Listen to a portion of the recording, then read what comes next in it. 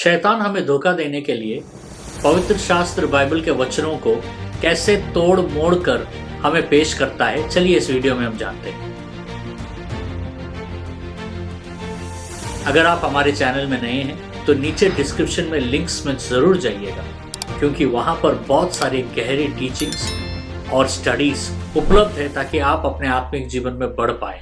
हमें अपने विश्वास के जीवन में शैतान किस रीति से हमला करता है हमें जानना है। विशेष तरीके से वो परमेश्वर के वचन को लेता है और उसे गलत तरीके से विश्वासियों को प्रस्तुत करता है। एक उदाहरण अगर हम देखेंगे तो उत्पत्ति ग्रंथ का 3:1 में जब वो हव्वा के पास आकर सवाल पूछता है, और वो सवाल ये है, क्या परमेश्वर ने तुम्हें सच कहा है कि तुम हर वृक्ष से फल खा सकती हो? ये सवाल जो था संदेह उत्पन्न किया हव्वा के जीवन में, और हव्वा और आदम दोनों मिलकर पाप में गिर गए। परमेश्वर के बात को लेकर उसे घुमा फिरा कर बताने का आदत शैतान का है, और जब वो इस रीति से घुमाता है तो लोग कंफ्यूज हो जाते हैं और संदेह में पड़ जाते हैं, और वहीं से वो उनके जीवन के ऊपर में नियंत्रण करना शुरू करता है। बाइबल हमें साफ बताता है शैतान किस रीति से वचन को लेकर हमारे खिलाफ इस्तेमाल करने का प्रयास करता है। एक अच्छा उदाहरण अगर हम देखते हैं मत्ती का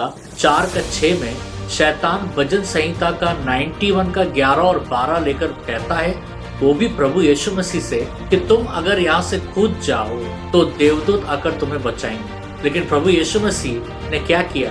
प्रभु यीशु मसीह ने भी वचन को निकाला, और मत्ती का 4:7 में प्रभु ने कहा, लेकिन ऐसा लिखा गया है कि तुम अपने परमेश्वर को परीक्षा में ना डालना। हम यहाँ पर क्या सीखते हैं कि सिर्फ वचन को जानना नहीं, वचन को जानकर उसको कैसे अमल करना है सही तरीके से, ये हमें जानना जरूरी है। वचन तो बहुत जन जानते हैं, वचन को तो बहुत जन याद कर लेते हैं, लेकिन उस वचन को हमारे जीवन में कैसा अमल करना है, ये सिर्फ पवित्र आत्मा के ज्ञान से ही मुमकिन है। इसलिए 2 तिमोथी 2:15 में पौलुस जो था वो तिमोथी को कहता है कि तुम्हें परमेश्वर के वचन के सच्चाई को सही तरीके से संभालना पड़ेगा या समझाना पड़ेगा, क्योंकि अगर वचन को हम गलत समझ बैठे तो हमारा पूरा जीवन का आत्मिक नींव हिल जाएगा, डगमगा जाएगा, और हम कभी भी अपने आत्मिक जीवन में बढ़ नहीं पाएंगे, क्योंकि एक गलती पूरे नींव को तबाह कर दे।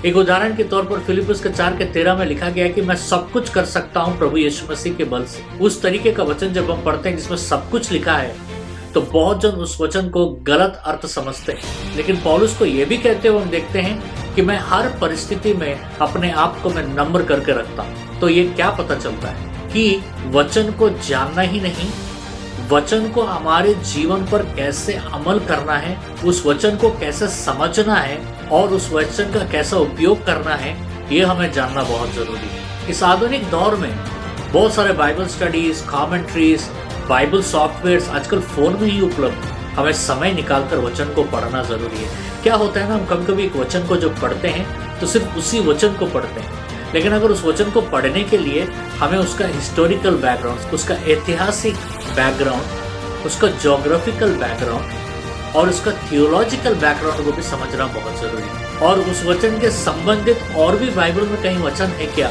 उसको भी लेकर जब हम पढ़ेंगे तब पवित्र आत्मा उस वचन के अर्थ को हमें बताने में मदद करेगी। शैतान यही करता है, जो लोग स्टडी नहीं करते हैं, जो लोग समय नहीं निकालते हैं, उनके पीछे वो पड़ा रहता है कि उनको पता है, क्योंकि उसको पता है कि इस व्यक्ति के पास इतना धीरज नहीं है कि एक वचन को लेकर उसको श्रोत कर पाए, उसको वो स्टडी कर पाए, तो इसीलिए वैसे लोगों को जल्दी भटकाने का प्रयास करता है। वचन को याद करने से कुछ नहीं होता है, वचन को याद कर उसको परमेश्वर के सामने प्रस्तुत करना है कि प्रभु इस वचन का सारांश क्या है, मुझे इस वचन का सारांश क्या है मुझे बताइए, ताकि मैं इस वचन के अनुसार इस वचन के अनुसार अपने जीवन जी सकूं और आपका प्रसन्न पात्र बन सकूं। अगर हम ऐसे प्रार्थना करेंगे तो शैतान कभी भी हमारे खिलाफ परमेश्वर के वचन को इस्तेमाल करने का प्रयास नहीं करेगा। अगर वो कोशिश भी करेगा तो पवित्र आत्मा हमें उस वचन का सारांश का अर्थ जरूर बताएगा, और इससे हम शैतान के ऊपर विजय पा सकते हैं।